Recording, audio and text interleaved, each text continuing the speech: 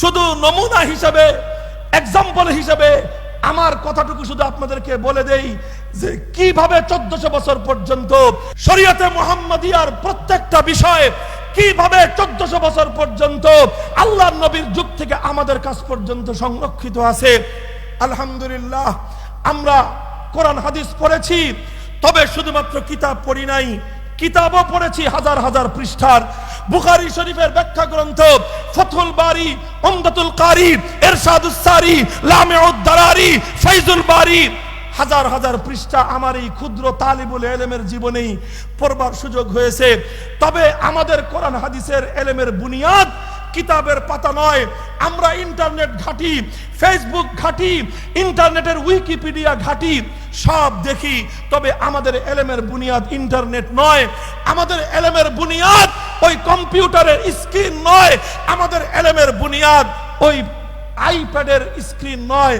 আমাদের ইলমের বুনিয়াদ হলো সাহাবায়ে কেরাম থেকে যুগের পর যুগ মানুষের কাছ থেকে, ওস্তাদের কাছ থেকে ছাত্ররা শিক্ষা গ্রহণ করার মাধ্যমে যেই ধারাবাহিকতা রক্ষা হয়েছে, সেই ধারাবাহিকতা আলহামদুলিল্লাহ আমাদের কাছ পর্যন্ত এসে পৌঁছেছে। আমি আল্লাহর কোরআন এবং হাদিসের ইলম শিক্ষা গ্রহণ করেছি আমার ওস্তাদ, আমার শাইখ, শাইখুল হাদিস আল্লামা আজিজুল হক নওয়ারাল্লাহু মারকাদাহুর কাছ থেকে। তিনি কোরআন হাদিসের ইলম প্র্যাকটিক্যাল প্রশিক্ষণ সহ শিক্ষা গ্রহণ করেছেন শাইখুল ইসলাম শাব্বির আহমদ উসমানীর কাছ থেকে। তিনি কোরআন হাদিসের ইলম প্র্যাকটিক্যাল নমুনা সহ শিক্ষা গ্রহণ করেছেন শাইখুল হিন্দ মাহমুদ হাসান দেওবন্দির কাছ থেকে। তিনি কোরআন হাদিসের ইলম প্র্যাকটিক্যাল নমুনা সহ শিক্ষা গ্রহণ করেছেন হুজ্জাতুল ইসলাম কাসেম নানুতুবির কাছ থেকে। তিনি কোরআন হাদিসের ইলম প্র্যাকটিক্যাল নমুনা সহ শিক্ষা গ্রহণ করেছেন শাহ আব্দুল গনি মুজাদ্দিদির কাছ থেকে। তিনি শিক্ষা গ্রহণ করেছেন শাহ ইসহাক মুহাদ্দিস দেহলভির কাছ থেকে। তিনি শিক্ষা গ্রহণ করেছেন শাহ আব্দুল আজিজ মুহাদ্দিস দেহলভির কাছ থেকে। তিনি শিক্ষা গ্রহণ করেছেন মুসনাদুল হিন্দ শাহ ওয়ালিউল্লাহ মুহাদ্দিস দেহলভির কাছ থেকে। তিনি শিখেছেন শেখ আবু তাহের মুহাম্মদ ইবনে ইব্রাহিম আল কুর্দির কাছ থেকে। তিনি শিখেছেন মোহাম্মদ শেখ ইব্রাহিম আল কুর্দির কাছ থেকে। তিনি শিখেছেন শেখ মোহাম্মদ আহমদ ইবনে আব্দুল কুদ্দুস আশ-শিন্নাবির কাছ থেকে। তিনি শিখেছেন শেখ মোহাম্মদ ইবনে আহমদ আর-রামালির কাছ থেকে। তিনি শিখেছেন শেখ শামসুদ্দিন মোহাম্মদ ইবনে আহমদ আর-রামালির কাছ থেকে। শেখ ইব্রাহিম আল কুর্দির কাছ থেকে শেখ ইব্রাহিম আল কুর্দি শিখেছেন শেখ আহমদ ইবনে মোহাম্মদ আল কুশাশির কাছ থেকে। তিনি শিখেছেন শেখ মোহাম্মদ ইবনে আব্দুল কুদ্দুস আশ-শিন্নাবির কাছ থেকে।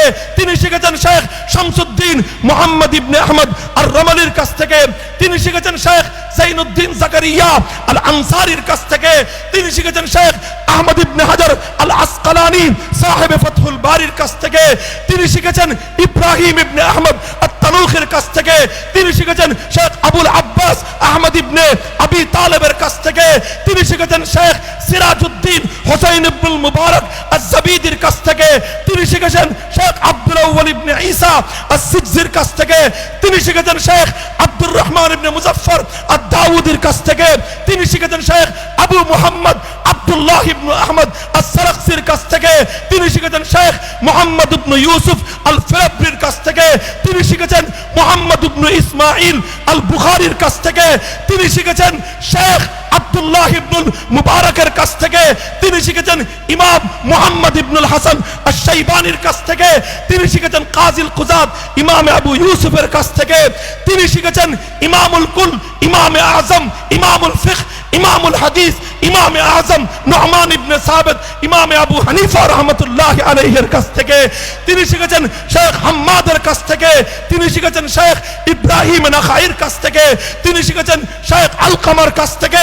তিনি শিখেছেন আফকাহুস সাহাবাতি বাদাল খুলাফাইল আরবাআ সাহিবুত তুহুর ওয়ান নালাইন ওয়াল বিসাদা আব্দুল্লাহ ইবনে মাসউদ রাদিয়াল্লাহু তাআলা আনহুর কাছ থেকে। তিনি সরাসরি শিখেছেন ইমামুল মুরসালিন সাইয়্যিদুল ইনসি ওয়াল জান নবিয়ুর রাহমা বিশ্ব মানবতার মুক্তির দূত নবী মুহাম্মদুর রাসূলুল্লাহ সাল্লাল্লাহু আলাইহি ওয়াসাল্লাম। আল্লাহু আকবার। খাদিমুল কুরআন পরিষদ জিন্দাবাদ জিন্দাবাদ জিন্দাবাদ জিন্দাবাদ। খাদিমুল কুরআন পরিষদ উলামায়ে দেওবন্দ জিন্দাবাদ জিন্দাবাদ জিন্দাবাদ জিন্দাবাদ উলামায়ে দেওবন্দ। আল্লাহু আকবার। লাউলাল ইসনাদ লাকালা মান শাআ মা শাআ। যদি এভাবে কার কাছ থেকে শিখেছো? কার কাছ থেকে তুমি এই কথার ব্যাখ্যা পেয়েছো? এই কথা যদি শরীয়তে মুহাম্মাদিয়ার মধ্যে না থাকতো, তাহলে প্রত্যেক ব্যক্তি কোরআন হাদিসের নামে নিজের মন গড়া কথা উম্মতের মধ্যে চালিয়ে দিত। আলহামদুলিল্লাহ, বিগত 1400 বছর পর্যন্ত অনেক পণ্ডিত আবিষ্কার হয়েছে। কেউ কোরআনের নামে নিজের মতামত দেওয়ার চেষ্টা করেছে, এদেরকে বলা হয় আহলুল কোরআন।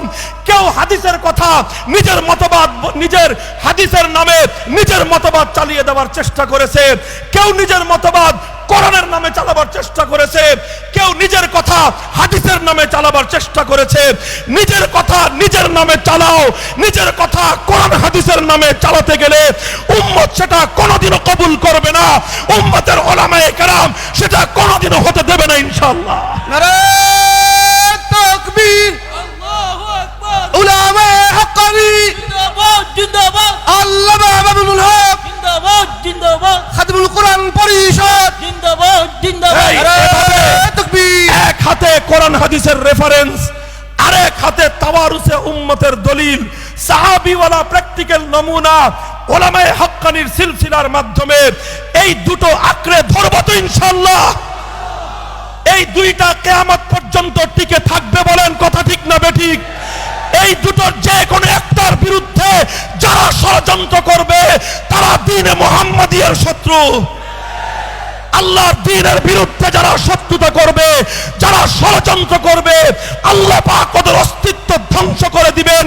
কোরআন হাদিসের মাধ্যমে, হাক্কানি উলামায়ে সিলসিলার মাধ্যমে কিয়ামত পর্যন্ত আল্লাহ পাক তার দ্বীন হানিফকে সংরক্ষিত রাখবেন। নারে তাকবীর। আল্লাহ পাক চলবার তৌফিক দান করেন। ওয়া আখিরু দাওয়ানা আলহামদুলিল্লাহি রাব্বিল আলামিন। সুবহানাল্লাহি ওয়া বিহামদিহি।